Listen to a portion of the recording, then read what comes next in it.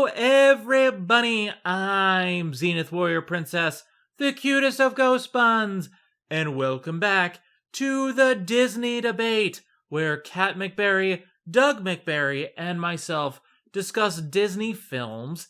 And today, it is also, in the future from this, Halloween! Happy Halloween, everybody! Yes, Kana. Kana likes Halloween too. She's my Franken kitty, and she says hello. In any case, we are joined once again by Kat McBerry. It's alive! It's alive! Now I know what it feels like to celebrate Halloween in the summer. How's it going, Kat? Whew. Well, I gotta say, while I didn't expect to be recording this early, I am glad to get in the Halloween mood, because I've already been seeing Spirit of Halloween's popping up everywhere, as well as Halloween merch, so I'm already in the spooky mood, and I can't wait to talk about this. It's been a long time coming. Yeah, and we'll talk about, the lead up to this in a second, but first, Doug, how's it going? That's it, Zen. You've stood in my way long enough. I'm going to resurrect all my pets. I don't think any of us. I'm not saying no, but then again, as Martin Short once says, you've gone too far. You've crossed the boundaries of life and death. How dare you? Don't tell me what to do. You're not my real dad. I could be. Glom Doug. You never know. I'm doing okay. How are you, Zen? I'm doing good. It's been a little bit of a week. And just for those of you watching at home, know we are recording this in August before Halloween because in October Kat is due for pregnancy, so we want to kind of get ahead of the curve, get this recorded early. If we can, get a lot of the stuff ready to go. And also, we're recording in the middle of the summer. The heat has finally started to die down, so we can actually enjoy the summer. Speak for yourself. Currently, we're dealing with a hurricane on our end. Yeah, well, or at least a tropical storm. So, on my end, it's been pretty good, but, other places are not doing so great. In any case, we are going to bring Halloween to summer. It is August. We're getting ahead of the game. And for this... Technically, we're in the spooky season. Yeah, we are officially in the spooky season. Halloween starts when I say it does, and Halloween is year-round now. It is law as the bunny demands it. Halloween, year-round, boom. Done. Yeah. Halloween in January. Nobody wants to go to that store. They don't have a floor. So, when it came to Halloween this year, we had a lot of different choices left, because a lot of the films, we have sequels left to do, but we weren't sure if we wanted to do them, so essentially we put everything to a vote on our Facebook page. And the end result was something that I did not expect, but it was kind of interesting. We're talking about Frankenweenie, and not just the film, but we're also talking about the original Disney short. But before we get into that, Kat, was this your top choice? Honestly, yes. I've been waiting a while for people to vote for this one, and I know people have over the years, but obviously we had more popular movies that got more attention first and foremost, so I understood why it took us a few years to get to this, but I am really happy we have, because while a lot of the Halloween Disney movies tend to be just specials of already pre-existing shows, this is actually its own thing. One of the few actual original Halloween movies. So I'm really glad that we finally got around to this. And it's a pure Tim Burton piece itself. It's not like Nightmare Before Christmas where he only was the creator behind it, not so much the director and everything. No, this was his idea, one of his first original ideas, technically first movie when you think about it. And the fact that this got made, decades later, after Disney made such a stink about it, this is, one of, the best revenge stories And I don't know if that's a good or a bad thing, given your reactions then. Yeah, we're gonna get to that in a little bit. Doug, what was your choice for this? I mean, I didn't really have a choice, but then again, I mean, we have already technically reviewed this. At least Kat and I did 12 years ago when it came out in theaters. It was our very first Crazy Crew Productions review where we and Eric were sitting in a car and talking about it after we saw it, and we had White Castle as our sponsor. Critique. Yeah. Yeah, we took a leaf out of Cinema Snob's book, and we just recorded our reactions in the car in the parking lot of a White Castle, because that was the only place that let us film. So yeah, that was like our old pre days, like early Disney debate, like pre Crazy Crew stuff.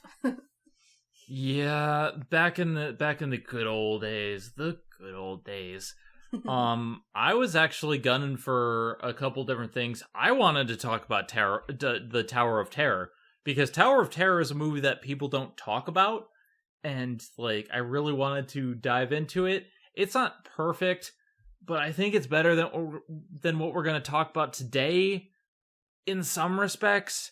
But anyway, enough beating around the bush. Let's talk about Frankenweenie, and we're going to start off with the original short in the 1984 Tim Burton. You have starring Shelley Duvall, you have Daniel Stern, and it's a really interesting short. Kat, initial thoughts and summary. So I saw this as like an extra on, I think it was the Nightmare Before Christmas DVD. They put it as like one of the bonus features. Because when I was trying to go and like try to watch a majority of Tim Burton stuff, since I'm such a fan of his work, I read about this particular short being like one of his first. So obviously I went and checked it out. And I gotta say, like, for a like straight to TV movie that's only half an hour long, it has incredible production values. But also B, it's very frustrating because, you know, this is supposed to be based on the Frankenstein story, and the Frankenstein story itself is already frustrating because you have people hating on this monster really for no reason other than the fact that he's ugly. And that's kind of the same thing here. Like, seeing these annoying neighbors, like, hate on this dead dog brought to life. And I mean, granted, the boys' intentions were good in this, and I know some people take issue with the whole raising of the dead stuff, but yeah, like, it hurts your head if you think about it too much, but otherwise, I rather enjoyed the short film. Again, it's much better quality than it has any right to be, and it's a good a good pilot, like a good first draft for what would later be to come. Yeah, like on my end, I was pleasantly surprised. I was not quite expecting this to be shot so well. In many respects, they take shots directly from The Shining, but it's the dog's perspective, and the way they film it, the way they lit it, it's better than it has any right to be. And the fact that this was Tim Burton's like starting role, but then he was fired from Disney because the film was too scary for audiences, and I'm just like, they've done far worse. So it's like, this was initially supposed to come out that October, and it was pushed to December, and then they just didn't screen it after that. It was kind of put into the vault and just quietly not talked about for 28 years. It's kind of crazy. And it's like, on the one hand, raising the dead is a touchy subject, I guess, but like, this is a great short. It's about a kid who, his dog is killed by a car, and he gets the inspiration to use electricity like Frankenstein and raise it back from the dead. It's a cute little dark humor short. The second half is a little bit more annoying, simply because the neighbors are very stupid, and there's a lot that we can delve into that. But like, aside from like some of the frustrating elements of that part and the way they endanger the kid. Like, I think it was really well done, Doug. Yeah, I'm in agreement. I think it's cool. Like the little short film that Victor makes at the beginning, kind of movie within the movie. There, is like I said, it's cute.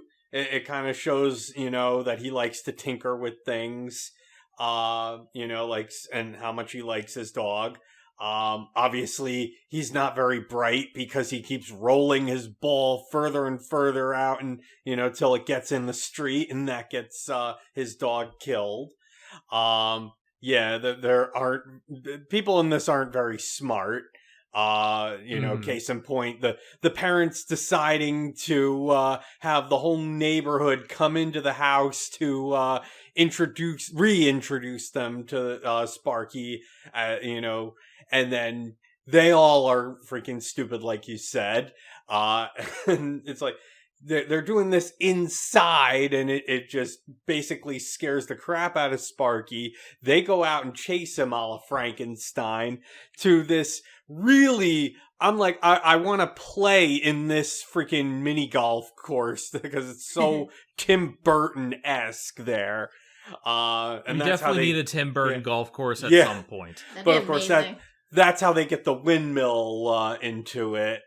And then, have the everybody, try to restore, him after they figure, oh, he actually saved people. He's actually a good dog still. And then, they rewire him and charge him with all the cars.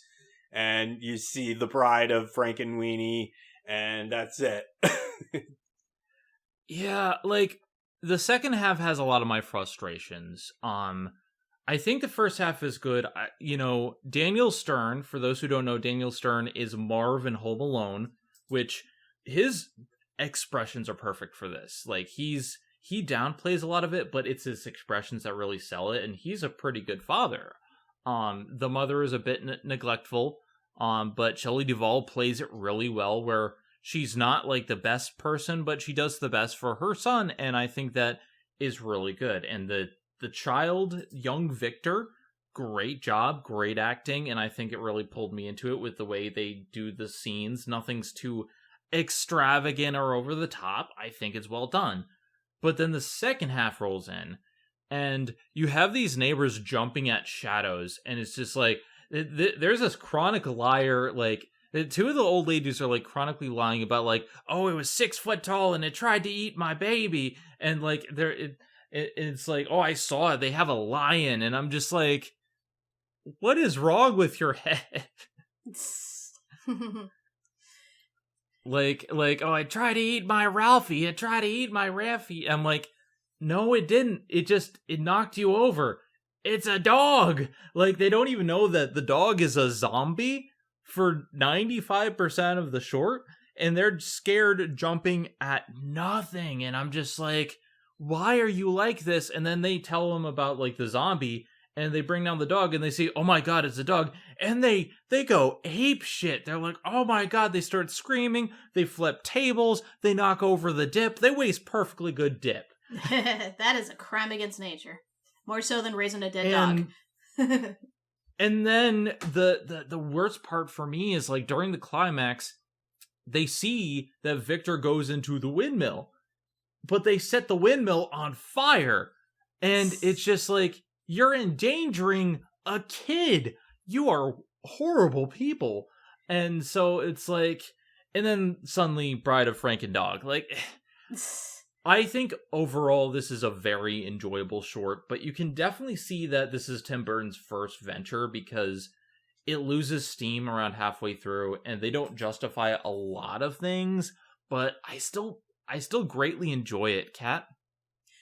Yeah, I gotta say, like, that is the thing that, like, kind of ruins it for me. Because, again, the fact that they have to make the neighbors so over the top scared. Like, they don't even have to see the dog to freak out and then saying, like, oh, there's a monster. Oh, it had tried to attack me, even though I only saw it for, like, 2 seconds and it was a shadow. Like, they really go overboard with that. And that's kind of what ruins it a little bit. Like, even the little kids overreact to it. And usually kids are, like, the more understanding when it comes to these monster films. So, yeah, it just gets under my skin when, like, they show things like that. It's like, it reminds me almost of, like, Goosebump books, where they have to make the adults stupid in order for, like, the monster to work and to be able to be a real threat to the kids. Because otherwise the story would be over a lot faster. And, yeah. And, oh yeah, one thing I didn't realize till after I watched it, the kid who plays Victor, he was a Never-Ending Story. He was Bastion. Oh, like he's done a great job, and I think like both versions of Victor, you can't go wrong with them because both really do a great job with acting. And we've seen some bad child actors here on the Disney debate. None of these children actors are bad, and so like I think I really want to give props, especially during the Frankenstein sequence where he has his lab. Like, he sells it, and he sells the emotion of the scene. So like, great job. Doug, what do you think? Yeah, I agree. I think it was a good first draft of what we would get later. I mean, I don't know if it really worked that well in live action, but it worked for what it was. And I think ultimately the choice to make the full-fledged movie as animation was probably a better choice. In certain respects, I'm going to definitely touch upon that. One advantage that the live action had was the lighting, because even in black and white, everything is lit and shot so good. And but the disadvantage of live action is the dog, because you could definitely tell that this is just a normal dog that has, makeup on. And although they did a good job with like when the dog drinks water, it starts squirting out his neck, and I'm just like, oh, so he worked with that guys from Babes in Toyland, Gonzorgo and Rodrigo are teaching him how to use effect work. That's great. That part is admittedly funny, although, again, I question, like, does the dog, like, still eat and stuff? Like, does he need to eat? Because, like, I know they kind of fixed this a bit in the full length, but I was just, like, wondering, because I get his, like, nervous system has been restarted, hence why he's alive again. I'm just wondering if it kickstarted his digestive system, too, because, like, I get he might want to do that, like, eating a drink out of habit, but, like, would that actually, like, work or be feasible? Because, frankly speaking, like, the corpse itself, I'm surprised, is so pliable, because you think rigor mortis would have set in by that point, so we'd have to, like, physically break the dog's bones just to get him to move again. Maybe that's why he has all the stitches and is so, like, busted up. Yeah, and we don't see the condition of the dog after it's run over, thank God. But like, you never know. There's some things that I feel like you're not supposed to really think about. When it comes to the original Frankenstein story, and Kat sent me several things to remind me of literature class because I had forgotten. But like, a lot of it is just like he had brought in a lot of dead body parts. But the original Frankenstein was supposed to be so pretty, even though he was a corpse, and it's uncertain how they were able to do that. So with a dog, I feel like, you're not supposed to talk about how he eats and breathes and other science facts. It's just a movie. Just sit back and relax. I mean, I know you have to suspend your disbelief with stuff like this, and I get that and everything. It's just certain things can't help make me question it. Again, why is he in pieces? He only had the one body. It's not like he dug up other dead dog corpses and grafted it onto his body. I mean, unless the dog exploded when he got hit by a car, and then they had no choice but to use old dog parts. You never know. Or it could be Pet Cemetery. There's very big Pet Cemetery vibes from this, especially in how they show the cemetery itself. And granted, like, I take issue a bit with the remake for trying to over-explain some things. And for me, like, I think with a short like this, I just turned off my brain a little bit and kind of went with it. Overall, like, I have my Letterboxd review up. I gave it 3.5 out of 5 stars. I don't think it's perfect. I think it's just on the cusp of greatness, but it has these things that pull it back.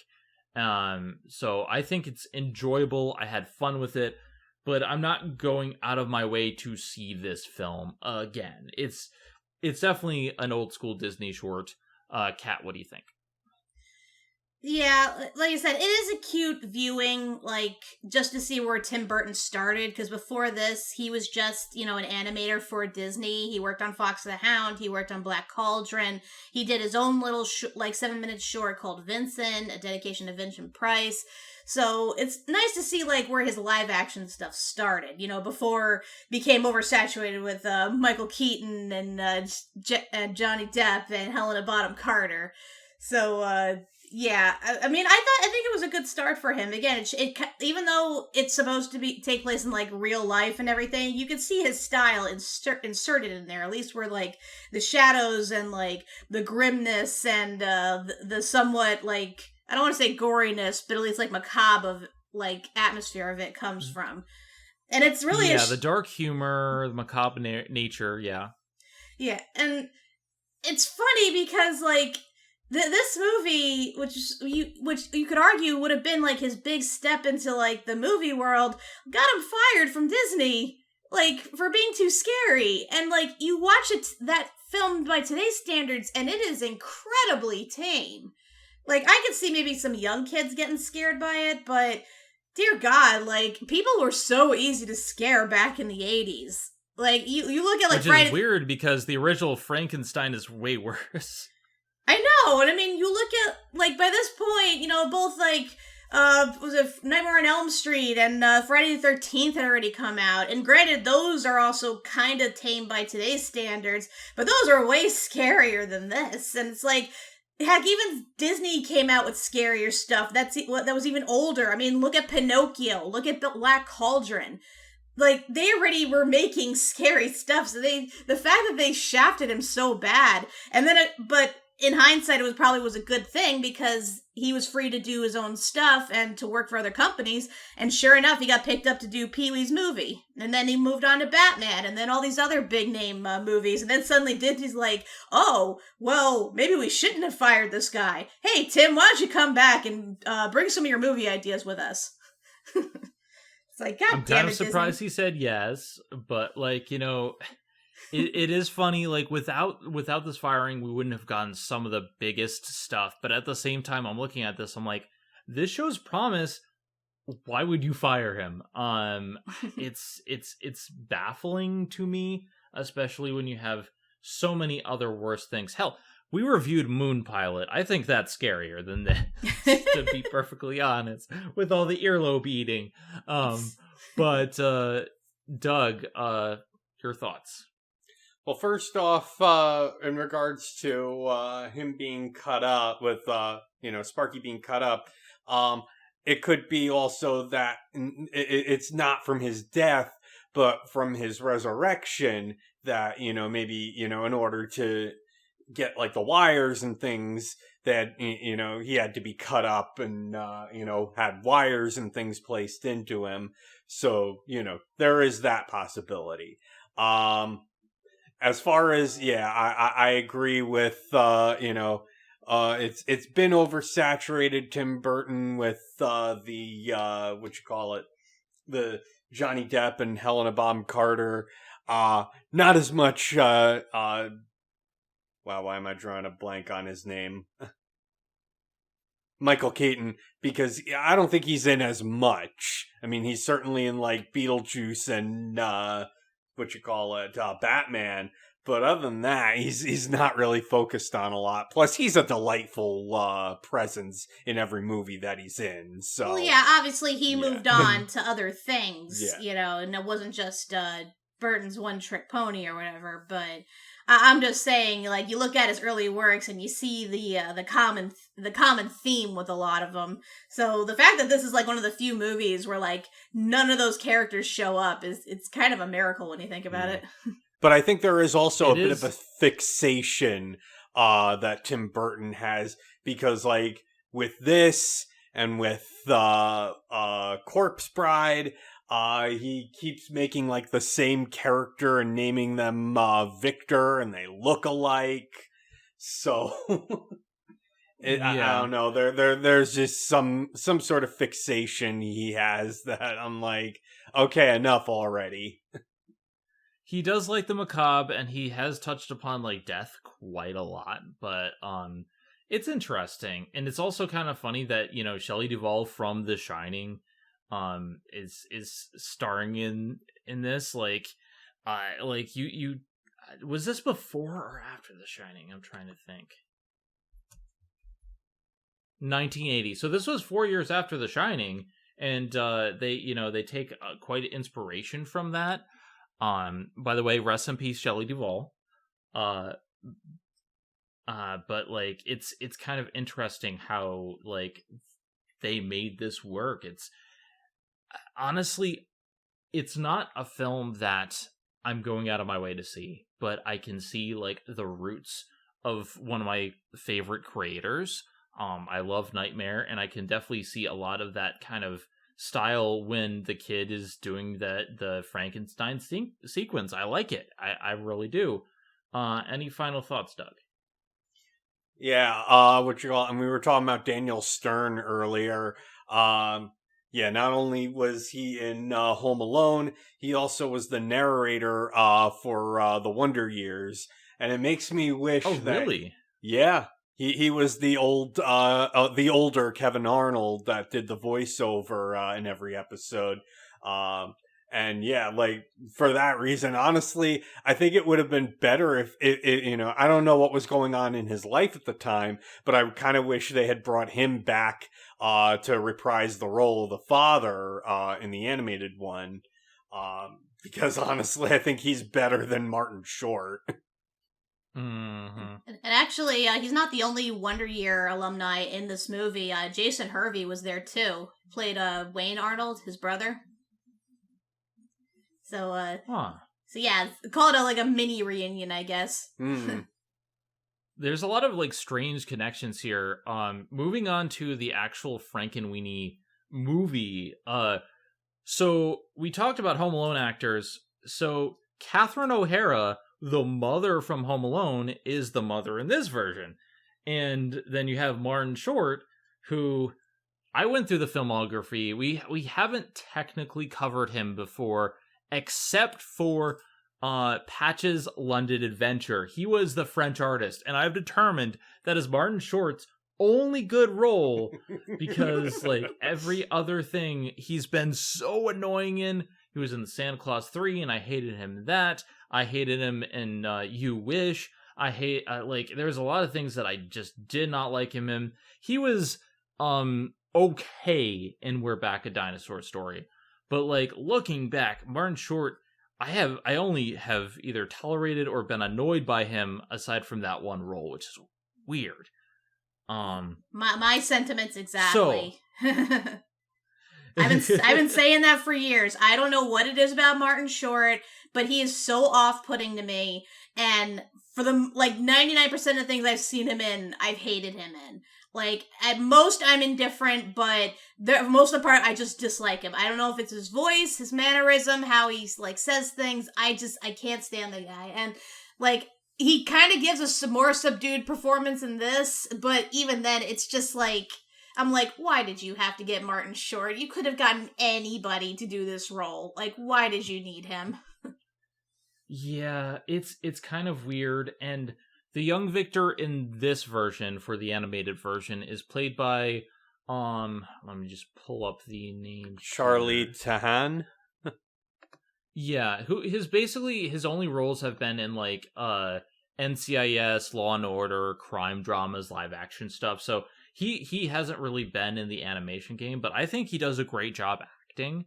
Like I said, I don't think either Victor is bad. But the funny thing is that he sounds a little bit older, and when I heard Catherine O'Hara and him, I'm just like, this is just Home Alone 7. Like, you know, they're just all the Home Alone callbacks. We have Home Alone 7 and 8 with Frankenweenie. It's just him bringing back the dead with zombies and Martin Short, and it's so weird. I just like, it's like, Kevin, you've created zombies again. Well, keep in mind, Catherine O'Hara is another regular that often pops up on Tim Burton stuff. I mean, she voiced Sally in Nightmare Before Christmas, as well as a Shock from Lock, Shock, and Barrel. And she was the mom in Beetlejuice. So she's been in stuff I didn't know of his. that. Yeah, so like I said, she's another regular. It's not just the Home Alone thing. I know a lot of people like to associate because you actually see her face for the most part, but she was in all those other projects too, where she gets to flex her acting muscles a lot more. She's a great actress. She is. I think she's a little bit understated in this, and we're kind of get to that. But let's kind of rip off the Band-Aid and kind of dive into this version of the film, because I'm going to be honest, I love parts of it, but I hate other parts of it. I think the animated Frankenweenie, it really shows as a short that was stretched to feature length. And it feels like they're like, okay, so we have to put stuff in here. Let's put in a villain character. Let's put in a bunch of kids that were at the school. Let's put in a teacher. Let's put in all these superfluous characters that do nothing and waste time. And for every scene that I think it does better than the original, it really takes it back in every other scene. I will say that I think the animation is for the most part an improvement. I get why they did the black and white. The black and white was to parody and be an homage to the original Frankenstein. But when it's in the animation, it's harder to do lighting, and the characters are already not, like, expressive. So you have these characters that look cool, they're animated well, but they're not expressive, not lit well. I'm kind of torn on whether this is better in those terms. Kat? Yeah, I gotta say that at the time I thought it looked really good seeing on the big screen for the first time, but when you rewatch it, it feels so lacking, because we've seen Tim Burton do other claymation movies, you know, Nightmare Before Christmas, Corpse Bride, and those characters were very expressive. I mean, some of the characters had like hundreds of different heads, all with different facial expressions and stuff.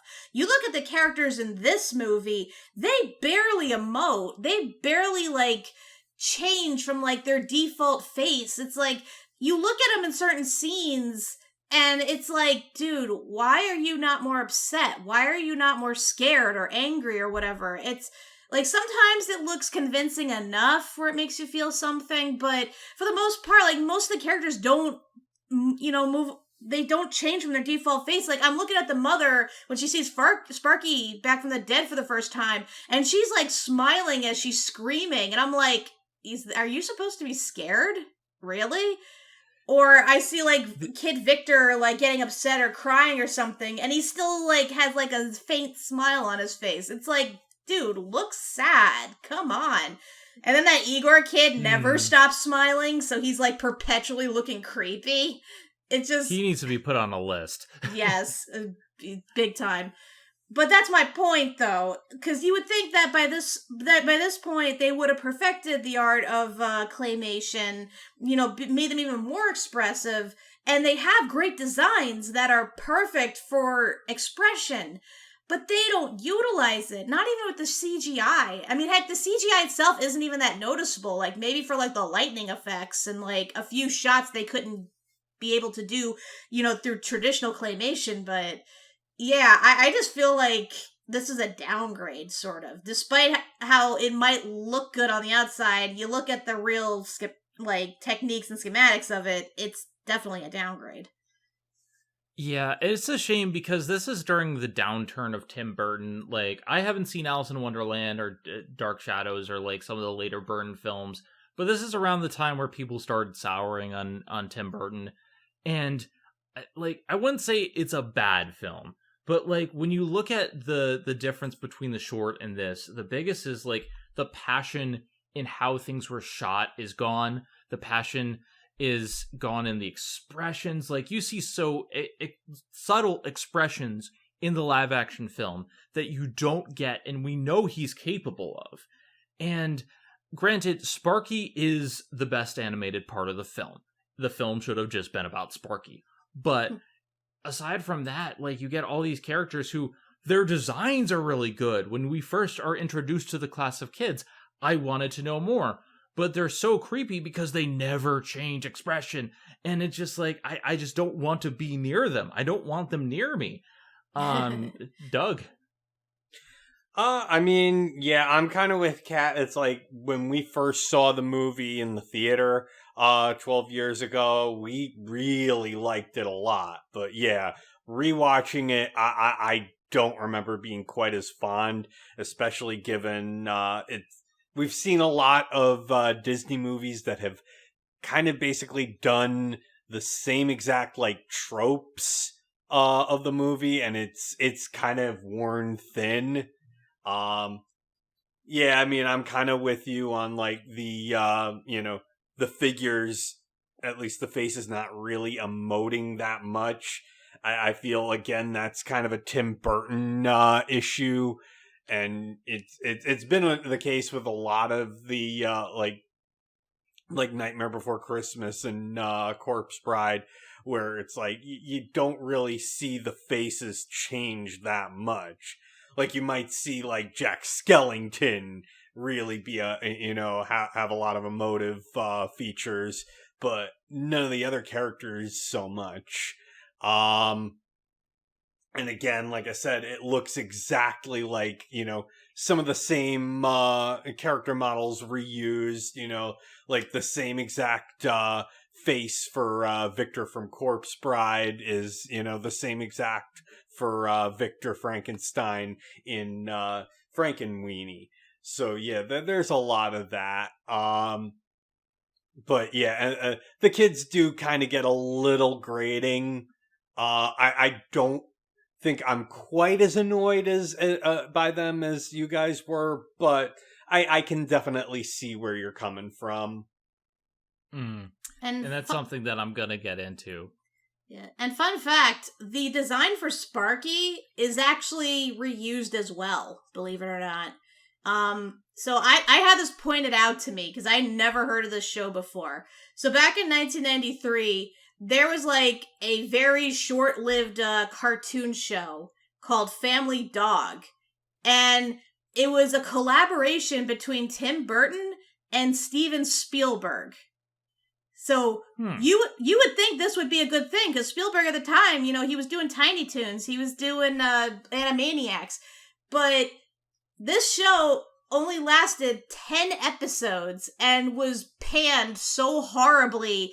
I don't even think they got to air all of the episodes. I think only like 10 exist today out of like the supposed 13. So yeah, like I said, it stars basically a dog who is exactly like Sparky. So, like, imagine the animation, like, imagine the rubbery cartoon animation of Steven Spielberg from Tiny Toons and Animaniacs, but it has the ugly, like, sinister, like, macabre style of Tim Burton. That's basically what this was. Yeah, and it's kind of easy. Sounds... Yeah, I won't lie. I looked at, like, clips and stuff and pictures, like, it is an ugly-looking show. And I tried watching an episode. I couldn't. I just couldn't. I don't know what it was. Like, characters were just so off-putting. Like, the main, like the main kid especially is, like, just, ugh. But, yeah, what I'm saying is, like, this is yet another example of Burton reusing his, like, old stuff. Like, I know it's not that hard to, like, make a cartoon version of a bull terrier, but I'm just saying this is where, like, the original design, I think, came from and got reused for. Hence why he's like easily the best looking, most emotive character in the movie. Yeah, and that's saying something. And Doug mentioned Nightmare Before Christmas. I think Nightmare has quite a bit more motion going on and like stuff in that regard.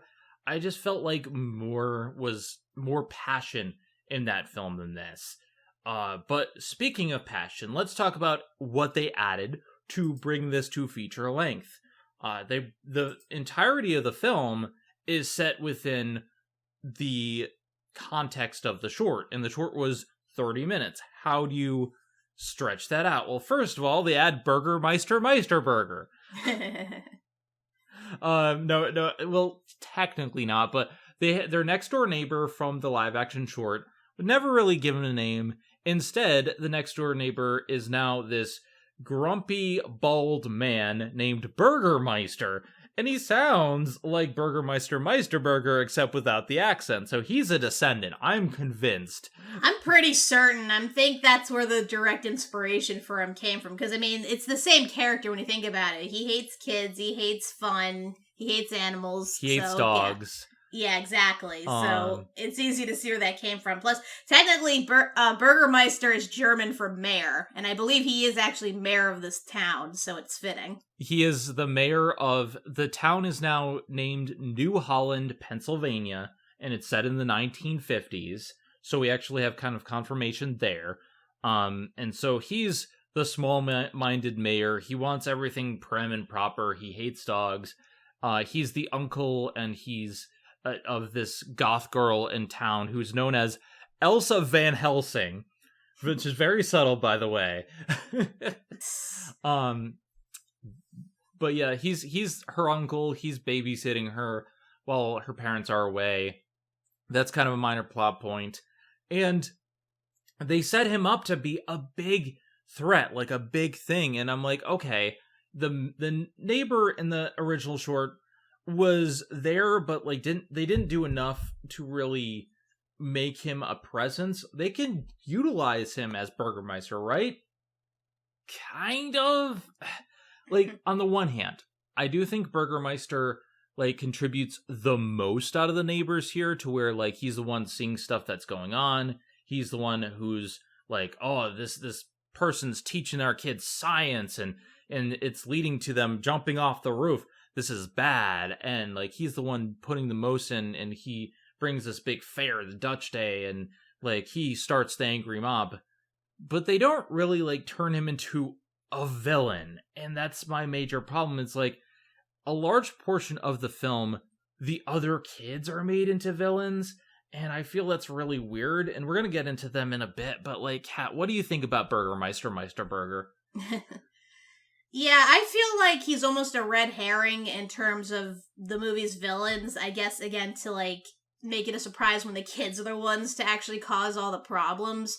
And I mean, he does kind of like push his niece into performing when she clearly doesn't want to. But other than that, he's like your typical nosy neighbor. Like, you know, you can tell he's like head of the neighborhood watch. He's waiting to snitch on somebody just so he can feel important. But yeah, he's like more of an annoyance than anything. And granted, he does accidentally cause the fire at the windmill at the end, but it wasn't intentional or malicious or anything. Because I mean, his niece was in this there. This time they actually have the wherewithal to be like, let's not hurt the kids. Yeah, again, it was accidental. So if they wanted to make him a bad guy, he would have set that on fire with knowing his niece was in there. But that wasn't the case. Like, he's just a, you know, a grumpy old windbag, basically. Like the rest of the adults in town, you know, they're there just to be antagonistic, not necessarily the antagonist. So, yeah, I mean, technically speaking, the film doesn't really have an antagonist, and it kind of waffles between different characters at times, but it's not like they're actively going out of their way to cause, like, malicious harm. A lot of it is them just, like, not thinking shit through and just, you know, causing problems because of it. I wasn't too big on Burgermeister at first, simply because, like, I thought he was superfluous, but then as the film went on, like, he's an okay addition. I don't think he dramatically detracts or adds anything to the film. He kind of replaces one of the aspects. But overall, he's okay. It's just kind of the things that lead from it that I don't like. Before I move on, Doug, what do you think of Meisterburger? Yeah, I mean, honestly, I will give Martin Short credit for that one because I don't really recognize him. He feels like it feels like it's somebody else playing him. But that said, yeah, there's not a lot to him. He's just kind of that stereotypical, politician, living in the suburbs there. And, he's taking care of his niece, but he's using her for his own devices. If given the opportunity, he would shove her out and not give a second thought. Yeah, I mean, there's not a whole lot to say about him. I did want to mention something. You mentioned that this was set in the 50s, but then there's like a town hall meeting sort of thing, and somebody mentions how Pluto's not a planet anymore. So I have to wonder when this really was set, if it was actually the 50s or modern times. According to Wiki, and this is specifically from Frankenweenie's Wikipedia, it's set in the 1950s. All right. Clearly, though, somebody look this up. Yeah, I think somebody should have really redone that joke then. I'm guessing I'm guessing maybe at some point in history there was debate on whether it really was a planet or whether it was just a moon or something. So, I mean, I don't know the personal history of Pluto per se, but maybe that was the same issue back in the 1950s before they officially declared it not a planet in 2006. Although now they're saying that it actually is a planet, but it's a dwarf planet, so it kind of half counts. So, I don't know. Life is weird that way, and it gets even more weird with the things when we're talking about Mr. Riskruski, or, like, I can't pronounce his name. I'm going to call him Mr. R, or Mr. Kruski, simply because it's hard to pronounce his name. He's played magnificently by Martin Landau, who you may know from North by Northwest, or Ed Wood as one of the best Bela Lugosi impersonations. Kat showed me a clip, and wow, just wow. Now, we're going to get to my thoughts on Mr. K in a second, but like on your point, Doug, the people fire him and hate on him because he's teaching science. And this is set in the 1950s.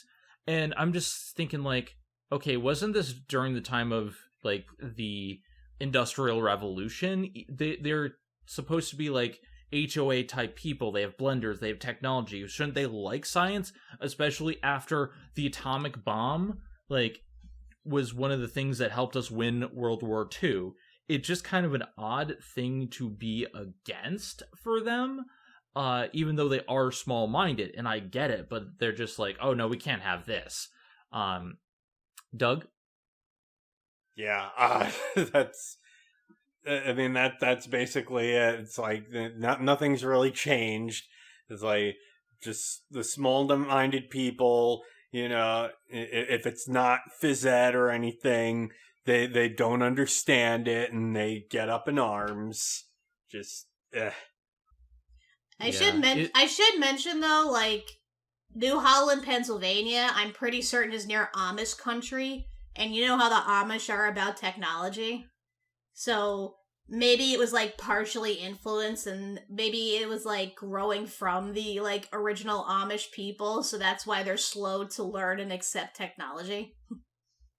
Yeah, like, we see these people are small-minded, and it's not just, like, the adults, like, the kids are too. They speculate about, like, oh, this place was built on a gold mine that was turned into a cemetery that was paved over for these houses.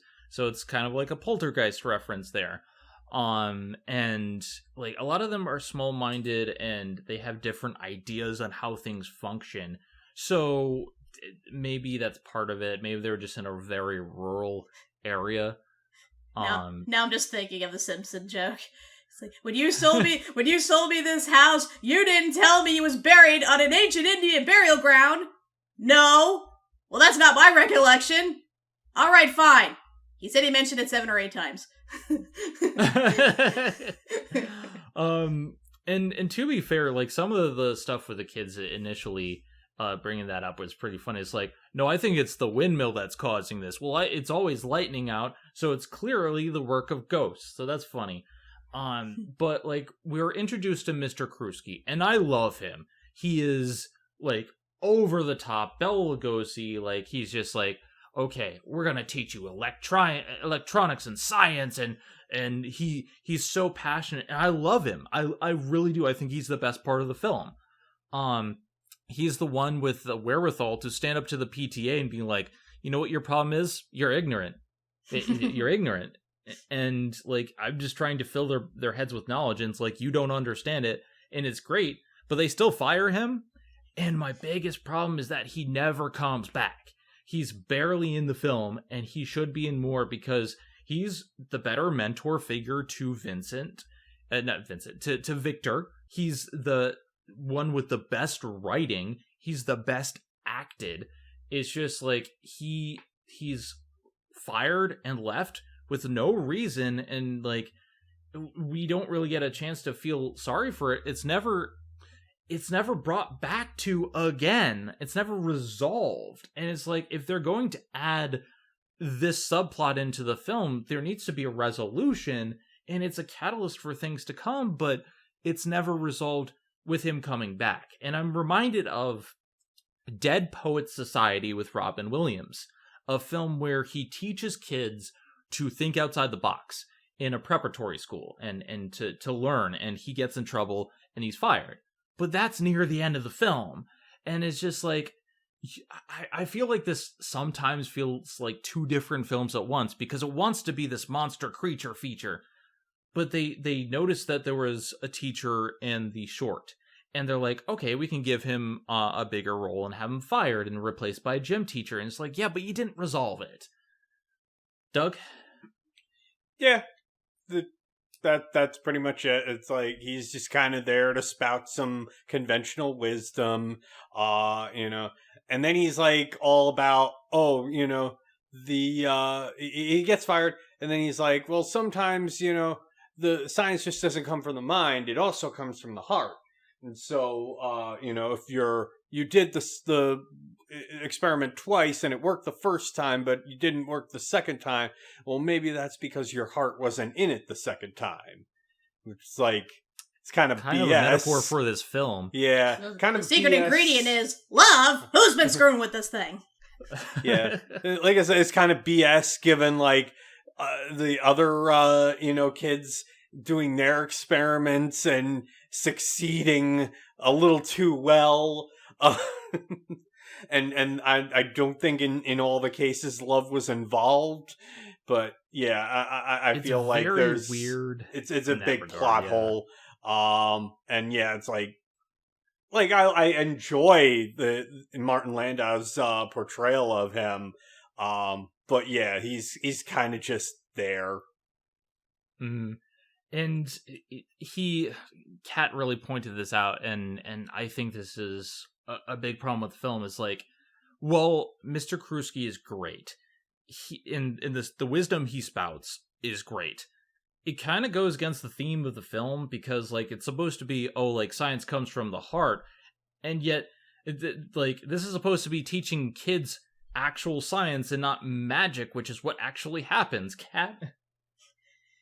Yeah, I mean, in terms of his role, I'll play devil's advocate and say that he actually stayed just long enough, because there doesn't really need to be a resolution, because honestly, his character basically was there to jumpstart the entire plot and cause all these series of events to happen. And once they did, his job was done. So that's why he left. Because think about it. It was him being there that got the kids excited about science, that got Victor to want to throw himself into, the science fair and stuff, which led to his dad getting concerned and telling him to make that compromise where, yes, he could enter the science fair, but he has to do sports too, and sports ultimately leads to Sparky getting killed. And meanwhile, sports killed my dog. Yeah. Sports killed my dog. Music killed my grandma. It all is connected. Yeah, and then the other kids get gung-ho about science to the point where they're actually willing to steal Victor's experiment for their own just to show that they can do it better, and that leads to all of their bad experiments going off the rails and attacking the town.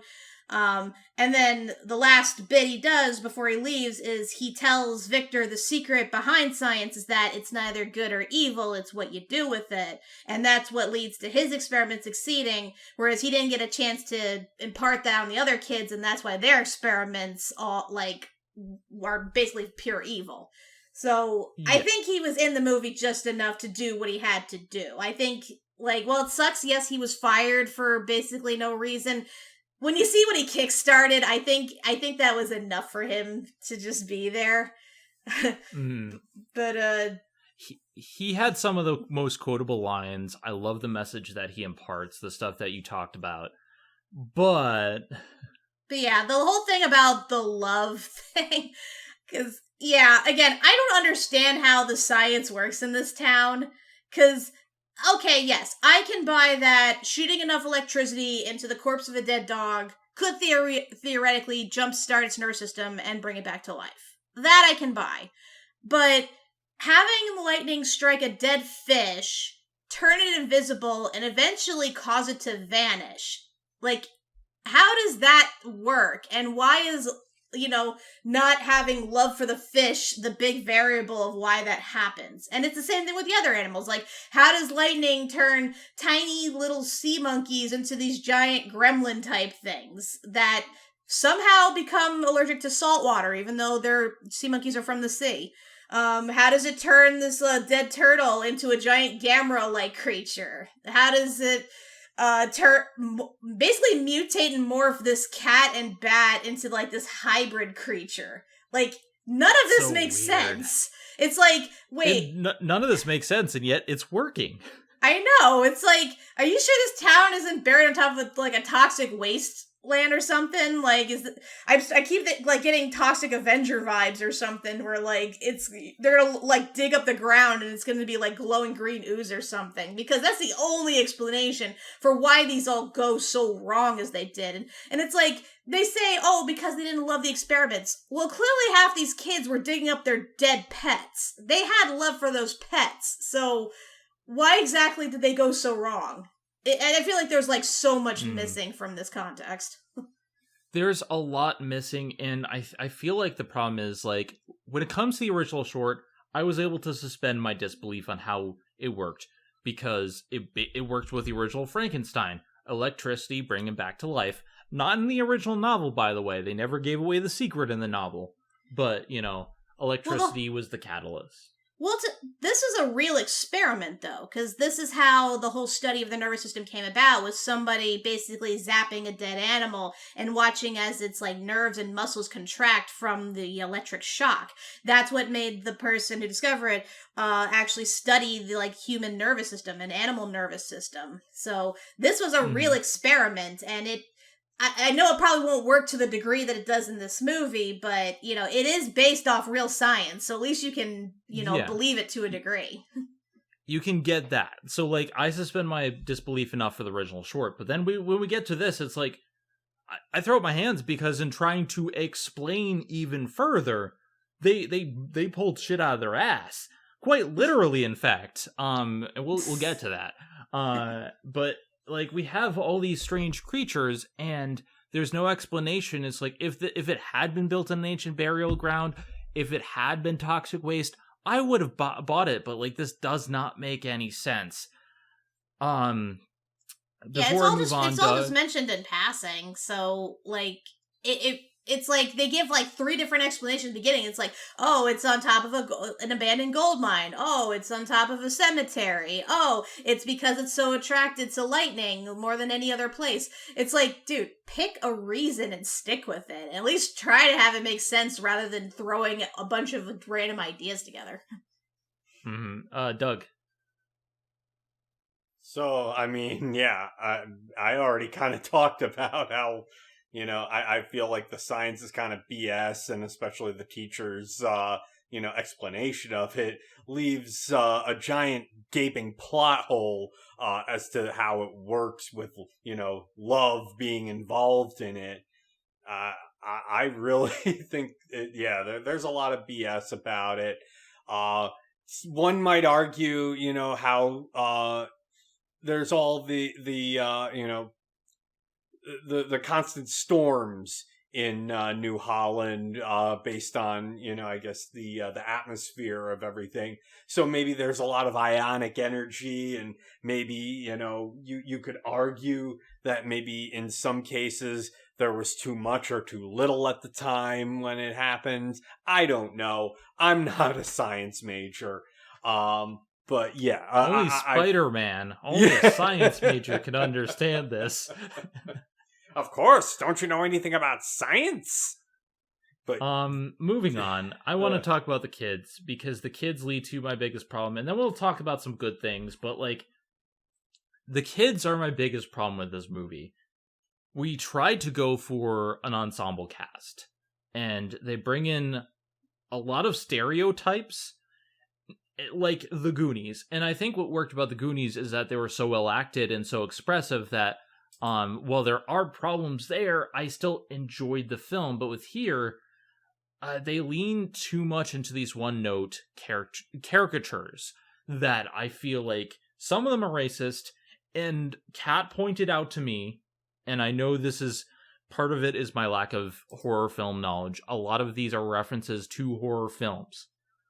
But with that being said, you have to do something with the reference. It can't just be a reference. One character is a reference to Boris Karloff, and he's creepy, and that's his entire shtick. There's a character that's literally called Weird Girl, who apparently is supposed to be from Village of the Damned or something like that, but like, she has a psychic cat who has dreams of people and poops in a letter shape based on their name. And get this, okay? She picks up the cat poop, puts it in her dress pocket, and brings it to show the kids. So we have psychic cat poop that she carries around with her. I can see the future. No, I will agree. That is easily one of the grossest parts of the movie, because it's like, girl, like, how bored are you that you're coming up with all these massive coincidences based on your cat's poop? And why are you so fixated on poop? Like, do you have a fetish or something? Like, that's disgusting. Like, I mean, she already looks like she's like witnessing 6 Vietnam flashbacks at the same time, and I guess she's a big fan of Two Girls, One Cup. But, yeah, like, this girl is, like, totally unhinged. And she, like, as soon as you see her, you freak the fuck out because of, like, the look on her face, how gigantic her eyes are, and how, like, her face, like, almost never changes from that.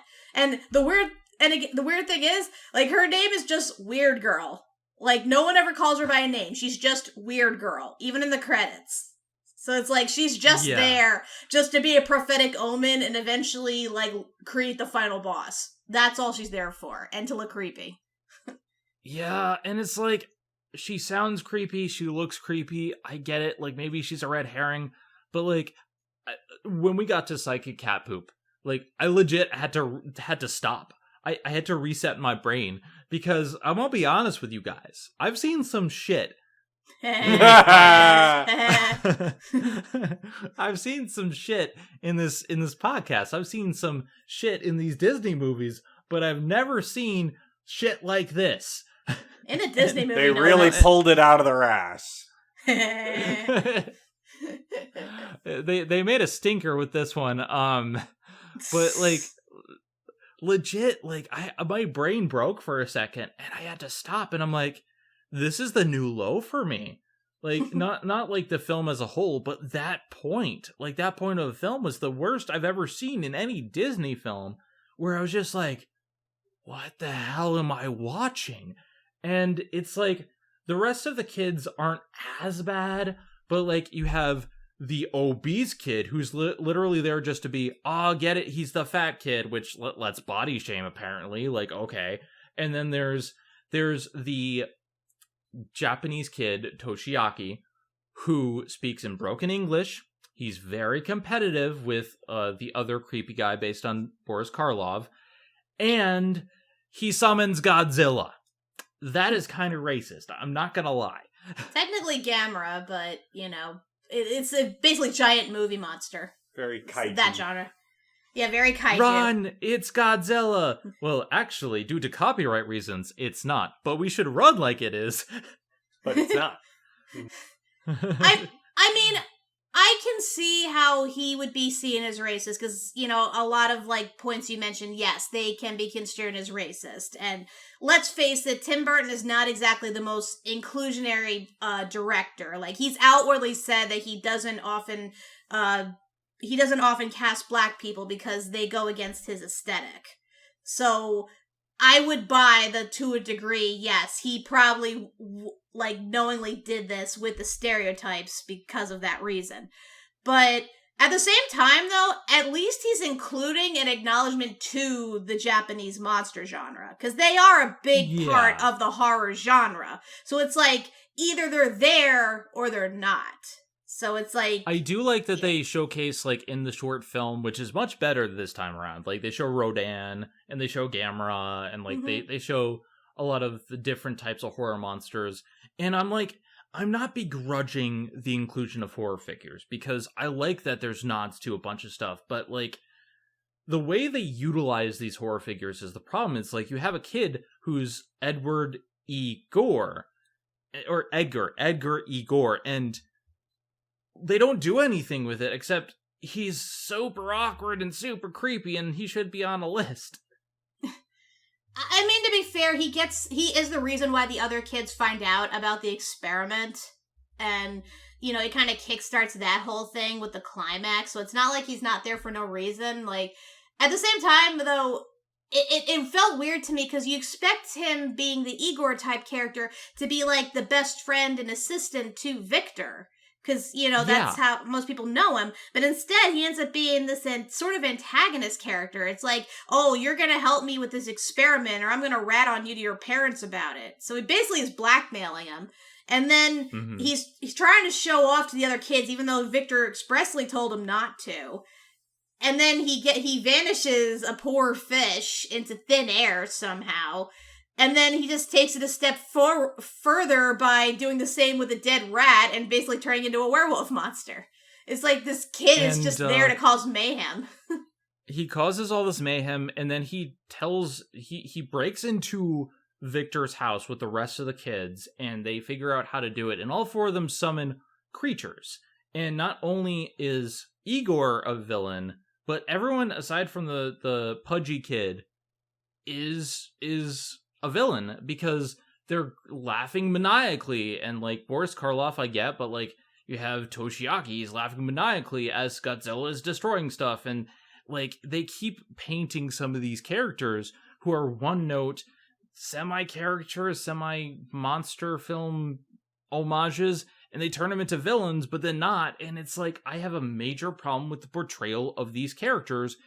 If you're going to have this many characters, you need to give them some sort of arc. Like, the remake did a great job with that. Like, you have to give something for these characters to be other than one shtick. Doug? So I do, in terms of the kids, I do actually want to point out one in particular, what you call it, Atticus Schaefer as Edgar E. Gore, who is basically portraying like an Igor character. He's the one that finds out about Sparky being brought back to life, and basically, you know, spreads that around.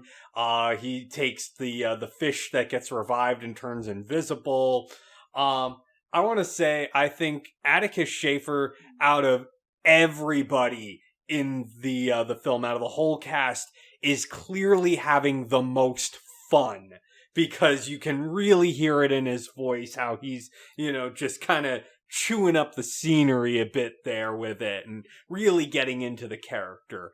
So for that one, I do appreciate him. And I mean, I can see that. I was a big fan of his from when he was Brick in The Middle. So, you know, I do like the actor. Yeah, the rest of the characters, though, you know, the rest of the kids, definitely I can see why you find them annoying. They kind of don't, you know, they're just very one note in, you know, their portrayal as whatever reference they are to, you know, a monster movie of the past. And that's kind of what it gets bogged down in with this. It's like, it's not really so much expanding the original short as just, oh, let's put in references and that'll pretty much, make up the entire rest of the movie. Now, to be fair, the original short does have references to Donald Duck Orange Juice, and there's a Wolfman mug, but not to this extent. So I feel like the references are overblown, especially the live-action Dracula reference. Like, I get why they did that, but that kind of threw me through a loop because I'm like, they're an animated film watching a live-action Dracula. Like, okay. It's kind of funny when you think about it. Like, in a claymation world, like they'll basically live action to them is like cartoons to us almost. That's what I kind of picture in my head. True, that's true. Plus, that was the best way they could sneak in the Christopher Lee cameo, because that's another thing Tim Burton's known for. He always tries to have a Christopher Lee cameo, and I mean, who doesn't want a Christopher Lee cameo? And it's arguably one of his best roles, him as Dracula. So, at least he chose right. Mm-hmm. Anything to add, Doug? I do also want to bring up, we kind of haven't really talked about her, but I guess she's not really with the rest of the class, and she doesn't participate in the experiments, but she does have a pet that's, the love interest of Sparky, and that's Elsa, the mayor's daughter, played by Winona Ryder. Niece, played by Winona Ryder. Again, another Tim Burton alumni. So, I mean, obviously, there's not much to her, but she does sing, if that is her singing. I don't know if she that actually is her sings. Singing, yes. That is her singing. So, yeah, more kudos to her. She's actually, doing a little more than most of the other characters at this point.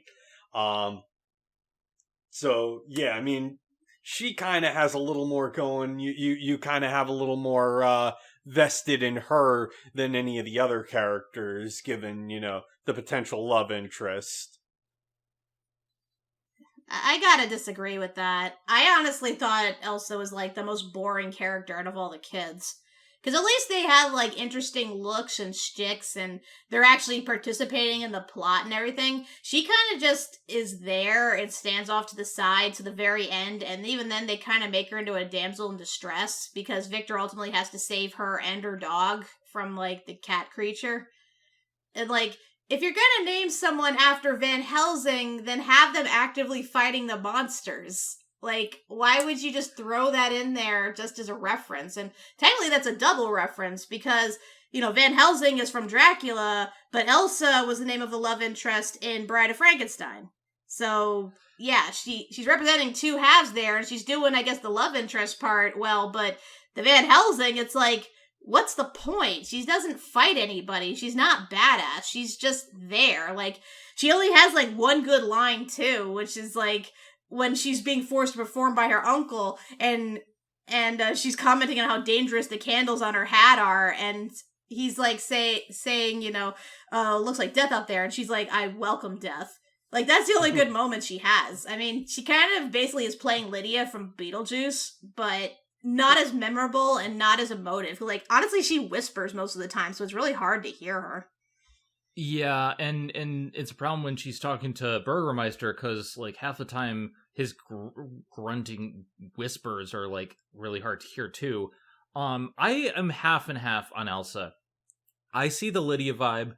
I kind of see Wednesday from the Addams Family, too, which is why, like, the obese kid kind of reminds me of Pugsley.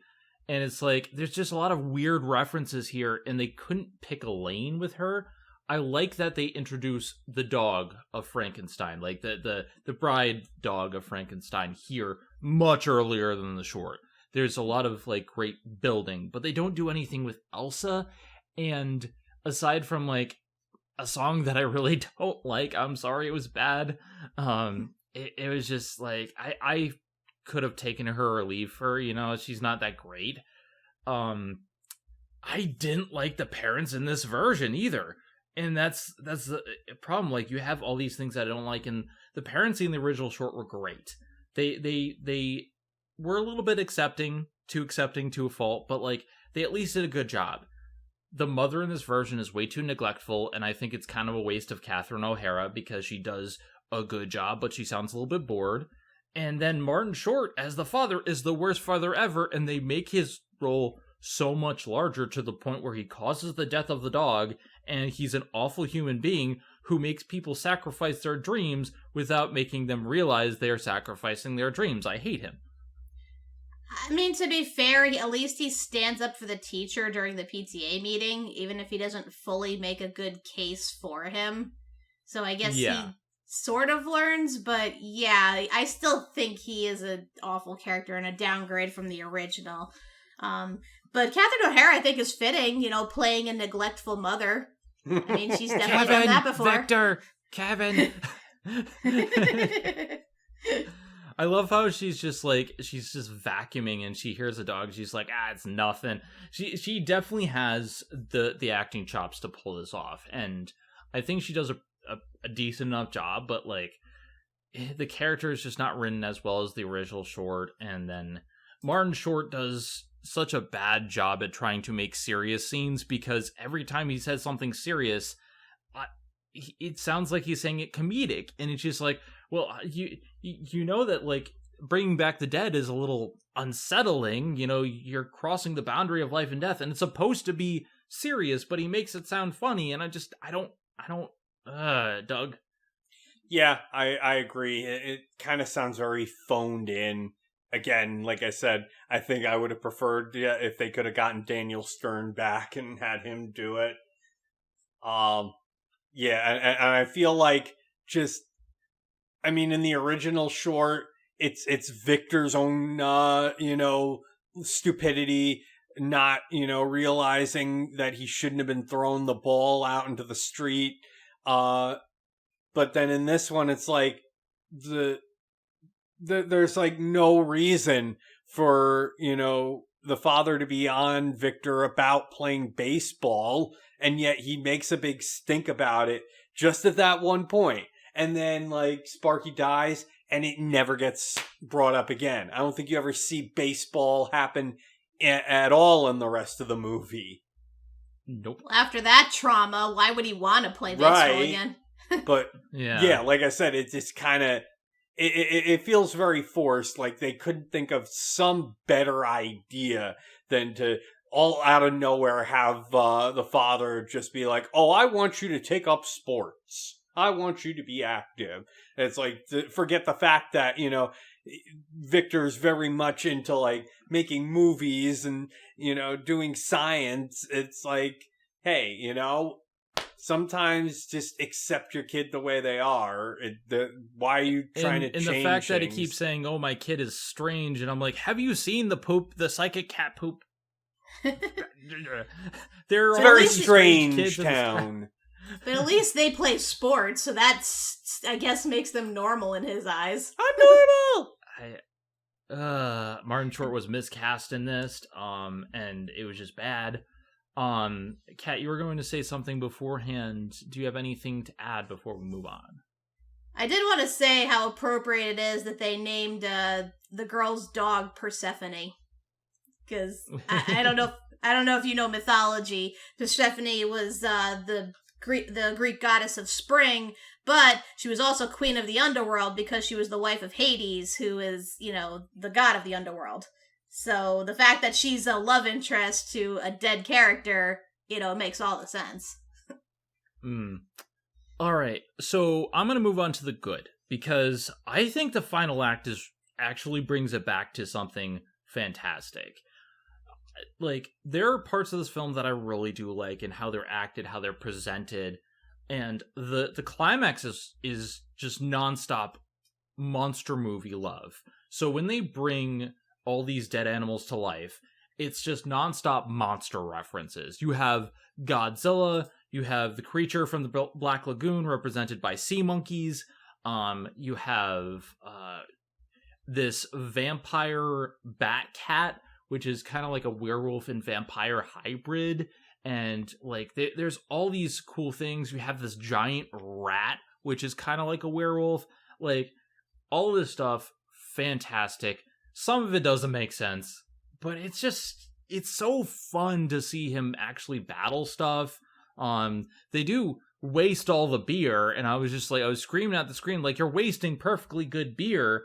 But the way they like deal with these monsters, the way they like interact with them, I thought it was great. I thought it was like a nice love letter to monster movies, and this was the one part of the film where I was just like invested for the entire time, simply because you see these classic movies on screen, and the guy who's a Boris Karloff reference becomes a mummy, and he has a pet hamster that is also a mummy. It's like, there's some really great things here, Kat. No, I agree. This is definitely the highlight, seeing all these monsters come to life and attack the town at once. The sea monkeys, like, they're also a reference to Gremlins. Even, like, the scene of them eating popcorn, I thought that was pretty funny. The only thing I take issue with is how they're defeated. Because some of the solutions don't really make sense when you think about it. Like, for instance, the sea monkeys explode because apparently they're salt intolerant. They're freshwater sea monkeys somehow. So the salt makes them blow up. I'm like, how does that work? Are there freshwater sea monkeys? I mean, they're called sea monkeys. Sea as in the ocean, which is filled with salt water. So how does that work exactly? Well, maybe they ate Krabby Patties. Like, went to their thighs, and then they blew up. Something like that. Like, I guess there might be some out there, so I can sort of accept that. But then there's the rat and the turtle get electrocuted and die. I'm like, but lightning brought them to life, so why does lightning kill them? Because, I mean, with Sparky, we see that lightning brought him to life, and he actually needs electricity in order to keep functioning. So why doesn't that work the same with them? It don't make no sense. Also, they killed off a cat, and they never bring him back, and that's a huge knock against the film for me. The cat did nothing wrong, but they shocked the cat, they turned it into a vampire bat cat, and then it dies. And I'm like, no. Oh my god, like, that's probably the most disturbing aspect of the film for me, is how they treat this cat. Because I get that it's a big trope in a lot of films and TV shows where cats are the villains. Because, so, like, there are just cat haters out there. I get it. I don't agree with it, but I can see why people would dislike cats. But, like, this one is, like, particularly cruel against this one cat. Like, all he's known for is just being a psychic cat with a weird owner that likes to look at his poop and show it off to people. But then the girl decides to do her own experiment with a bat that the cat apparently killed. And I mean, it's a cat. That's what cats do. They kill small animals. It's their instinct. So I don't really blame it for that. But then it eats the bat as it's getting zapped, which somehow causes it to mutate together. And the way this thing mutates, like, you could hear its bones cracking and, like, twisting and elongating and stuff. Like, it is, like, just so gross. And then you see it growing wings on top of that, like, just, like, bones, like, sticking out of its back. And it's just so disturbing. And then when you see it in the climax, it is, like, aggressively attacking people. Aggressively attacking Sparky. Like, it almost gets him killed. And then the way it's finished off is it gets a gigantic stake through the heart, like Omen style. It's like, why are you being so cruel to this cat? Why is this cat suddenly the final boss? What did this cat do to deserve all this? Like, it's so messed up, and we never see the girl's reaction afterwards of learning that her poor cat got killed. Just, Like, I'm sorry, I'm a cat lover myself, and this, like, really, like, bothered me. And it's like, were there nothing but cat haters working on this movie? Like, it's so messed up. Yeah, like, I'm thankful that I had Kana with me the whole time, but while I like the climax, this part really, like, I was like, no.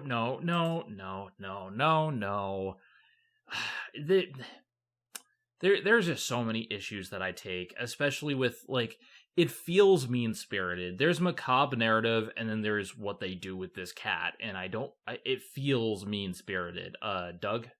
Yeah, again, much like you said, a lot of the resurrections and the way to defeat the resurrected animals does not make sense. And then yes, this is particularly gruesome with the cat fusing with a bat, and then getting horrifically killed just by being impaled on a giant stake. I'm like, and just the way the cat acts and everything, it's like, I'm like, you thought that if Disney thought that the original short was scary, no, this one is the one you do not show the kids. Yeah. I was very uncomfortable with watching everything related to that poor cat. Mm-hmm. There was a lot of weird stuff with the cat and stuff that was uncomfortable. I don't like gross out humor, and gross out is a big part of some parts of this film. And it's like, I like the macabre direction, but like, it just, overall, I guess I'll give my final thoughts. The original short has its shortcomings, and this does improve in several ways. And like, when I was first watching, I'm like, I thought the opening stuff was better. I liked the way they handled certain things. But as the film went on, like, every other scene kept nagging at me. I inevitably settled on 3 stars out of 5, because I don't hate it, but like, there's just stuff that I don't like about it. And I feel like overall there's stuff that's mean-spirited, there's stuff that's lackluster. It tries to cram in too many references, and it could work if they toned it down and focused on the character that they were trying to portray with these references. But every single time they brought these references to light, I'm like, okay, but what's the point now? Like, what? Why psychic poop cat? Why psychic poop cat? Like, I like, legitimately, it's been a day and I'm still trying to wrap my mind around this, that they thought this was okay. That, having lots of horror movie references can work. Hell, I didn't see it, but Cabin in the Woods does this perfectly. But you have to make it work in the context of the narrative. You have to make it work in the context of the characters. You have to actually give your characters character. I feel like this film doesn't do enough. Like, it doesn't do enough bad to make me hate it, but it doesn't do enough good to where I can really, like, super recommend it, aside from a few good scenes. And, like, aside from the climax, aside from, like, the Victor Frankenstein's sequences and some of the stuff with the dog, where the dog's really, like, the star of the show, like, there's a lot that I don't like. Kat. I feel like when this came about, when Disney approached him about doing a full-length version of this, and, they know that they messed up the first time by not letting him take full credit for this and getting his dues. They're like, okay, Tim, we'll let you make your movie the way you want to. We'll give money for you to even expand it and make it look better and stuff. Just try to keep it within reason. And then Tim's like, yeah, sure. And then once the guy leaves, he turns to his staff and is like, make it darker and grosser and more horrifying than ever.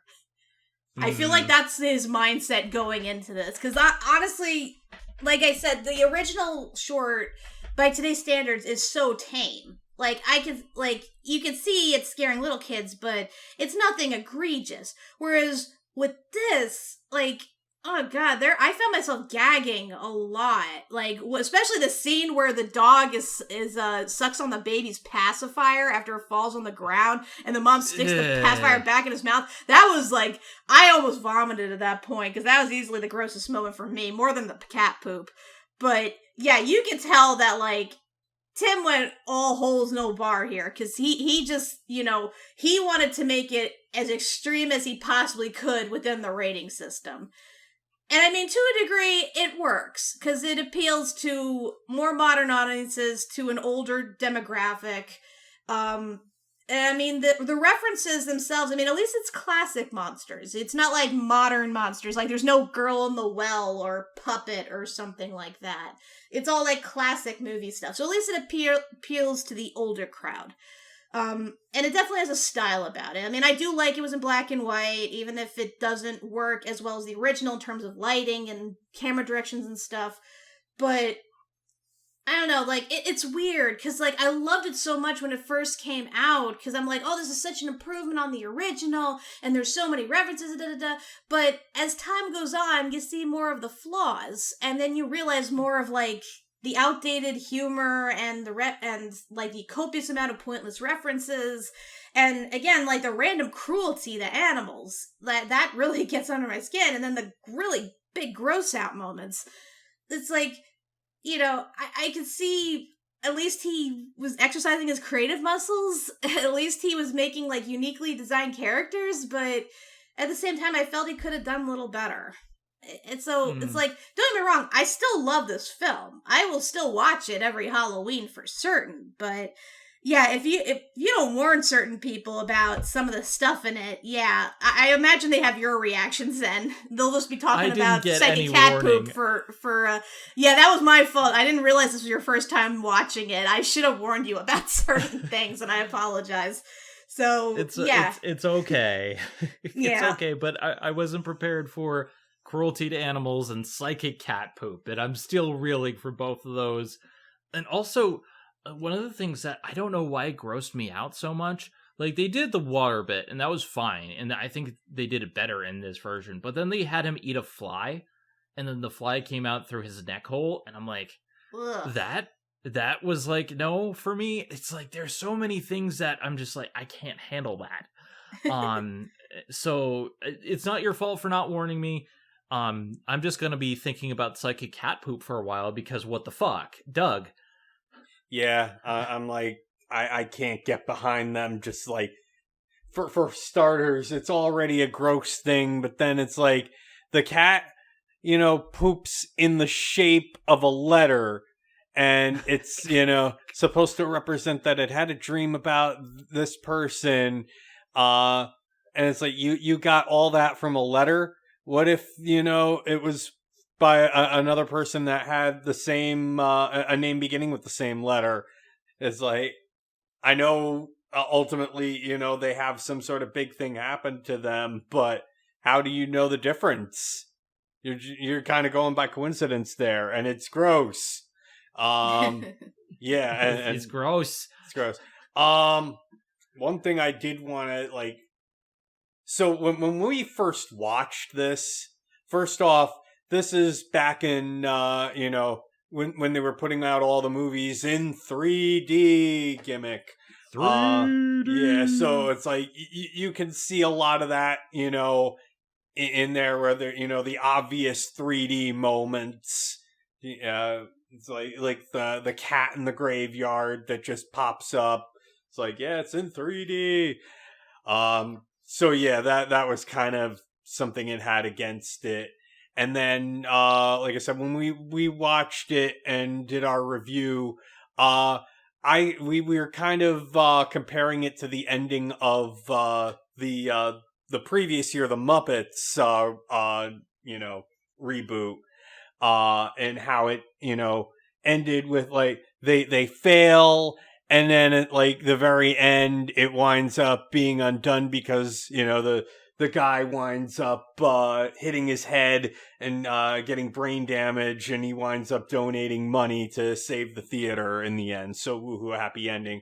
And that's basically kind of what this was too, where like they try to, you know, resurrect Sparky after he died again. At least they didn't kidnap Jack Black. But it's like, but it's like, yeah, they try to resurrect him and they fail, and, you know, the whole movie's kind of based around Victor, you know, not being able to let go. And in this moment, you know, he's like, finally comes to terms with the fact that, you know, okay, I'm losing Sparky, I accept it. And then they wind up doing the thing again, and it works. And honestly, like I mentioned earlier about, you know, the just all too familiar tropes that Disney's been doing, it's like, from that on, they've just been doing that over and over again. Like, I remember it happening at the end of Alice Through the Looking Glass. I remember it happening in the live action Beauty and the Beast. I remember it happening in Raya. It's like, and there's probably other, movies that I'm totally blanking on at the moment where, the failure happens and, it just, at the last minute, it gets undone because bullshit. So, yeah, probably Frankenweenie isn't the originator of it, but it certainly contributes to the continued use of it. Hmm. I mean, it's a Disney movie. Like, they're not gonna go that hard. I mean, I know they have in the past with certain characters where they would kill them off and they'd stay dead, but with this one, I guess they just couldn't bring themselves to just permanently kill off a dog, even though they had no problem doing that with a cat. So, yeah. I think it sets a better message if Frankenweenie had not survived, and I get why they didn't do it, but like I thought it would work better like that. But I'm not the director. What are your final thoughts on the film, Doug? I mean, I think obviously we have our problems with it, but if you like your homages to the old monster movies, if you like your Tim Burton movies, if you like, the Nightmare Before Christmas or Corpse Bride animation, stop motion animation, I should say. If you like dogs, you're gonna like it. Sparky's cute. It's cute. But definitely don't show it to the kids. At least wait until they're older, before you show them, especially the ending. I will say though, like that I know the whole theme was Victor learning to like let Sparky go, and they even like have a scare at one point when the fish disappears and he thinks Sparky disappears, but that's like the last we ever hear of that plot point. So by the time we get to the ending where he just accepts that his dog may be gone forever, it doesn't really hit as hard. It's like, I get why they threw that in there to show that you can't control death, you can't control, like, life and everything, but I don't know, like Doug said, it kind of feels like a bit of a cop-out. And again, if it wasn't for dog lovers making this, they might have gone all the way and just have the dog stay dead. Because even at one point, the dog, you could tell, just wants to go back to being dead. Yeah, the other final thing that I want to say is that Paranorman came out the same year in 2012, and from what I understand, it was actually much better received than this. But this is what people pay attention to. I don't know. I haven't seen Paranorman, but I love Studio Leica, and it's kind of a shame that both of these similar kind of movies were at the same time monster films, and like they were competing. This happens a lot. I've seen in Hollywood. This happens a lot. So yeah. I mean, Disney and DreamWorks films were doing that for years, so it's understandable other studios would do the same. But I will say, I have seen Paranorman. It is fantastic. I actually think it's better than this film, and I do highly recommend it, both on an artistic and an acting level. Especially on a storytelling level, for certain. So yeah, I can see why that would be nominated and win a lot more than this film would. And yeah. one last thing I just want to say: why is this movie called Frankenweenie exactly? Like, first off, they never ever call the dog that. No, not a single character calls him Frankenweenie. Second of all, he's not a dachshund. He's a bull terrier. So where does the weenie part come from? I don't get it. Like, I don't know if this was a working title Tim made up and then just stuck with it, but like the title itself is misleading. It is false advertising. Like, again, where does it come from? Somebody tell me, please. If you want something similar, though, apparently Wishbone did an episode on Frankenstein, and I recently discovered, because I wanted to know if Wishbone was still viewable, Wishbone is available for free on YouTube. The entirety of Wishbone. For those who haven't seen it, show it to your kids. Wishbone is a good way to teach classic literature through the way of a dog. So, and he's adorable. He is adorable. I definitely need to see it. It's kind of like reading Rainbow, but like with a dog. Anything else to add before we sign off, Doug? I think we pretty much said all to say. Okay. Yeah. My only regret is that I have bonitis. With that being said, I'm Zenith Warrior Princess, the cutest of ghost buns. I'm Kat McBerry. I'm Doug McBerry. And just remember, if your cat poops in the litter box, you scoop it out and you throw it in the trash. You don't put it in your dress. Your cat is not psychic because of their poop. I can't get over this. What in the fuck? Have a good one, everyone.